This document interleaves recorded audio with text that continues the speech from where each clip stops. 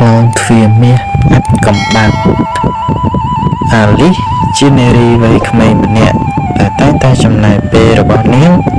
រាប់ម៉ោងនៅក្នុងបណ្ណាល័យចាស់ក្បែរផ្ទះរបស់នាងចូលចិត្តអានសៀវភៅប្រវត្តិសាស្ត្រជាពិសេសរឿងរ៉ាវអំពីអាណាចក្របុរាណខ្មែរថ្ងៃមួយខណៈដែលនាងកំពុងរៀបចំសៀវភៅនៅលើធ្នើខ្ពស់មួយនាងបានប្រទះឃើញសៀវភៅចាស់មួយក្បាលដែលមានក្របពណ៌មាសចាំងប្លែកៗនិងមានរូបឆ្លាក់ក្បូរក្បាច់រចនាប្លែកៗនៅលើវាសៀវភៅនោះមិនមានចំណងជើងទេតែវាហាក់ដូចជាមានមន្តអាគមទាក់ទាញនាងឲ្យប៉ះវាពេលអាលីសបើកសៀវភៅនោះក្លិនធូលីចាស់ៗលាយឡំនឹងក្លិនផ្កាម្លិះព្រៃបានសាយភាយចេញមកទំព័រទី1បង្ហាញនៅរូបភាពគំនូរប្រាសាទបុរាណមួយដែលមានក្លោងទ្វារដ៏ធំទូលាយមួយដែលមានចារឹកអក្សរខ្មែរបុរាណនៅពីលើ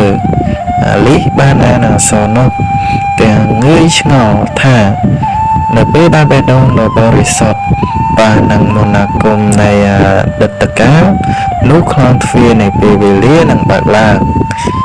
ភ្លាមនោះដែរសៀវភៅក៏បានបញ្ចេញពន្លឺពណ៌ខៀវចាំងភ្នែកយ៉ាងខ្លាំងរហូតអាលីសមិនអាចមើលឃើញអ្វីបានឡើយ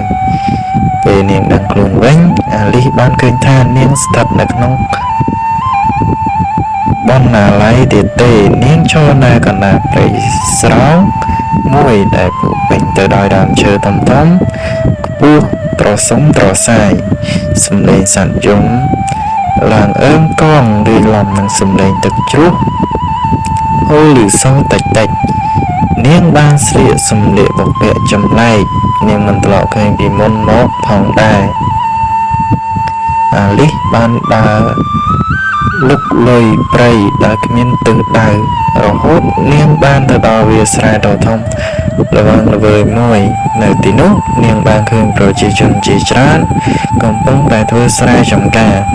ពួកគេស្លៀកពាក់ដូចអ្នកដែលនាងធ្លាប់ឃើញក្នុងរូបភាពប្រវត្តិសាស្ត្រអាលីសភ្ញាក់ផ្អើលយ៉ាងខ្លាំងនាងបានដឹងថាខ្លួននាងបានឆ្លងសម័យកាលមកដល់សម័យបុរាណបាត់ទៅហើយនាងបានជួបនឹងក្មេងស្រីម្នាក់ឈ្មោះចន្ទ្រាដែលមានន័យប្រហាក់ប្រហែលនាងចន្ទ្រាបាននាំអាលីសទៅកាន់ភូមិរបស់នាងហើយណែនាំឲ្យស្គាល់ឪពុកម្ដាយរបស់នាងអាលីសបានប្រាប់ពួកគេពីរឿងរ៉ាវរបស់នាងទាំងអស់តែពួកគេមិនជឿនាងឡើយហើយគិតថានាងប្រហែលជាឈួតវង្វេងស្មារតីទៅវិញយ៉ាងណាក៏ដោយពួកគេក៏បានទទួលយកអាលីសឲ្យរស់នៅជាមួយពួកគេអាលីសបានរៀនសូត្រអំពីរបៀបរស់នៅរបស់ប្រជាជននៅសម័យនោះនាងបានជួយធ្វើស្រែចម្ការរៀនត្បាញក្រណាត់និងរៀនអំពីទំនៀមទម្លាប់ប្រពៃណីបុរាណនាងមានអារម្មណ៍សប្បាយរីករាយនឹងជីវិតថ្មីរបស់នាងទោះបីជានាងនឹកផ្ទះរបស់នាងក៏ដោយថ្ងៃមួយមានគ្រោះរាំងស្ងួតបានកើតឡើងនៅក្នុងភូមិរបស់ពួកគេប្រជាជនមានការព្រួយបារម្ភយ៉ាងខ្លាំងពួកគ្មានទឹកសម្រាប់ធ្វើស្រែចម្ការនោះទេអាលីសបាននឹកឃើញពីចំណេះដឹងរបស់នាងអំពីបច្ចេកវិទ្យាសម័យទំនើបនាងបានណែនាំឲ្យអ្នកភូមិជីកប្រឡាយដើម្បីទាញទឹកពីស្ទឹងដែលនៅឆ្ងាយមកប្រើប្រាស់ដំណំឲ្យអ្នកភូមិមិនជឿនាងនោះទេតែដោយសារគ្មានជំរឿនផ្សេងពួកគេក៏បានសាកល្បងធ្វើតាមនាង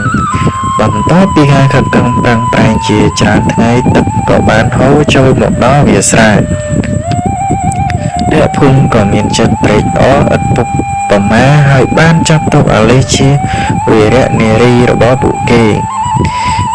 បានហៅនាងថាទេពធីតាទឹកពេលវេលាក៏បានកន្លងផុតទៅអាលីសបានរស់នៅក្នុងសម័យបុរាណជាច្រើនឆ្នាំនាងបានក្លាយជាផ្នែកមួយនៃសហគមន៍នោះហើយមានមិត្តភក្តិជាច្រើនតែបេះដូងរបស់នាងនៅតែនៅរលឹកដល់ពិភពលោករបស់នាងជានិច្ចថ្ងៃមួយនាងបានដើរកាត់ព្រៃដែលនាងធ្លាប់មកដល់ដំបូងនាងបានឃើញសៀវភៅពណ៌មាសនោះនៅក្បែរដើមឈើមួយពេលអាលីសប៉ះសៀវភៅនោះពន្លឺពណ៌ខៀវដ៏ខ្លាំងក៏បានលេចឡើងម្ដងទៀតនាងបានបិទភ្នែកជិតហើយពេលនាងបាត់ភ្នែកឡើងវិញនាងក៏ឃើញខ្លួនឯងស្ថិតនៅក្នុងបណ្ណាល័យចាស់ដដែលសៀវភៅពណ៌មាសក៏បានបាត់ទៅហើយ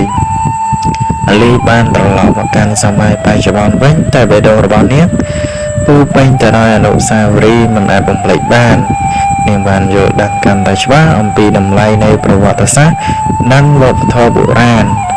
ដំណើរឆ្លងភពរបស់នាងបានផ្លាស់ប្ដូរជីវិតនាងទាំងស្រុងហើយនាងបានសម្រេចចិត្តប្រើប្រាស់ចំណេះដឹងរបស់នាងដើម្បីផ្សព្វផ្សាយរឿងរ៉ាវអំពីអតីតកាលដ៏រុងរឿងរបស់ខ្មែរទៅកាន់ពិភពលោក